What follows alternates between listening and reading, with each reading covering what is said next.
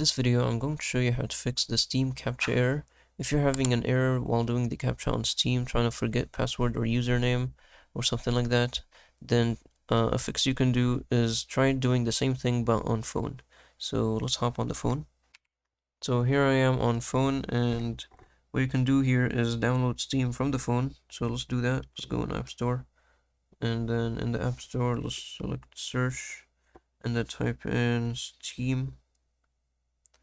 Should be available. Steam Mobile right here. Get, and let's wait for it. So let's install, and let's wait for the download now. So here's my Steam. As you can see, it's downloaded right here. So now what you can do is open up Steam, and now you can just do whatever you were doing on the PC or desktop, but on mobile, and see if it works. For example, if you were trying to sign in your account, forget password or email, you can just do that but on mobile, and the Captcha should work in here.